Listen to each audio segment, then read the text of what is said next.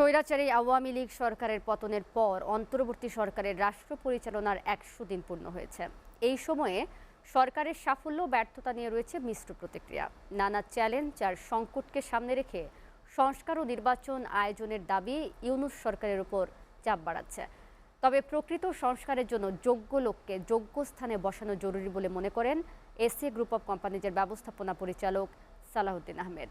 প্রশাসনের রন্ধ্রে রন্ধ্রে অবস্থানরত পতিত আওয়ামী সরকারের দোসরদের সরানো ছাড়া কাঙ্ক্ষিত সংস্কার সম্ভব নয় বলেও জানান তিনি। দেখুন সাজ্জাদ জাহানের প্রতিবেদন। জুলাই আগস্টের ছাত্র জনতার গণ অভ্যুত্থানের মধ্য দিয়ে ৫ আগস্ট ক্ষমতাচ্যুত হয় আওয়ামী লীগ। ভারতে পালিয়ে যান ফ্যাসিস্ট শেখ হাসিনা।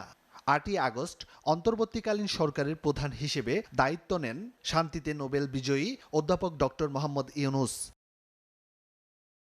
স্বৈরাচারী আওয়ামী লীগ সরকারের পতনের পর বৈষম্য বিরোধী রাষ্ট্র গঠনে জনগণের প্রত্যাশা বাস্তবায়নে প্রয়োজনীয় সংস্কার যেমন জরুরি, তেমনি নির্বাচন আয়োজন অন্তর্বর্তীকালীন সরকারের বড় চ্যালেঞ্জ। দায়িত্ব নেয়ার পর সরকার বিভিন্ন খাতে সংস্কারের যে উদ্যোগ নিয়েছে তাতে রাজনৈতিক দলগুলোর সমর্থন থাকলেও কিছু বিতর্ক তৈরি হয়েছে। তাদের রক্তের উপরে ভর দিয়ে যাদের এছাড়া টালমাটাল অর্থনৈতিক অবস্থার উন্নয়নে নেয়া উদ্যোগ এখনো দৃশ্যমান হয়নি। নাগালে আসেনি নিত্যপণ্যের দাম, বেড়েছে মূল্যস্ফীতি। সেই সাথে আইন শৃঙ্খলা পরিস্থিতির অবনতি জনমনে সরকারের প্রতি অনাস্থা তৈরি করেছে। আইন শৃঙ্খলা পরিস্থিতি পুনরুদ্ধারে সরকারের সবচেয়ে বড় ব্যর্থতা হচ্ছে যে সরকারে বসে থাকা যে প্রিভিয়াস ফ্যাসিস্ট গভর্নমেন্টের যারা বড় বড় অফিসিয়াল তাদেরকে সরাতে না পারা। এর ফলাফল আমরা সুইজারল্যান্ডে ডক্টর আসিফ নজরুল সাহেবের সফরের সময় দেখেছি। এর ফলাফল আমরা সুপ্রিম কোর্টে দেখেছি। তাদেরকে এই গভর্নমেন্ট সরানোর ক্ষেত্রে খুব বেশি কৃতিত্ব দেখাতে পারেনি। পতিত আওয়ামী সরকারের দোসরদের প্রশাসনের বিভিন্ন স্থান থেকে সরানো না গেলে সরকারের নেয়া কাঙ্ক্ষিত সংস্কার বাস্তবায়ন সম্ভব নয় বলে জানান এসএ গ্রুপ অব কোম্পানিজের ব্যবস্থাপনা পরিচালক সালাউদ্দিন আহমেদ।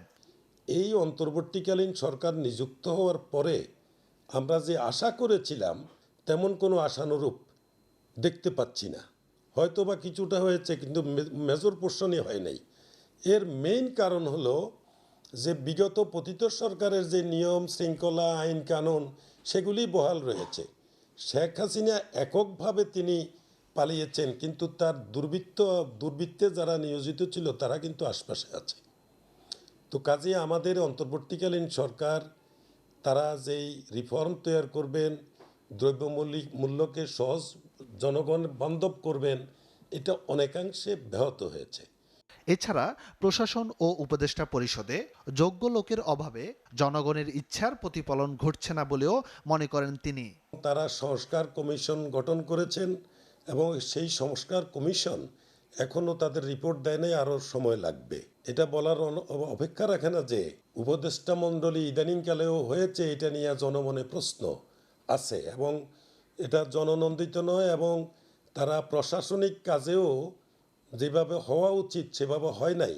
সেইভাবে আমাদের ছাত্র জনতা যারা আন্দোলন করেছিল তাদের মধ্যে এর বিপরীত প্রতিক্রিয়া এখনো দেখা যাচ্ছে।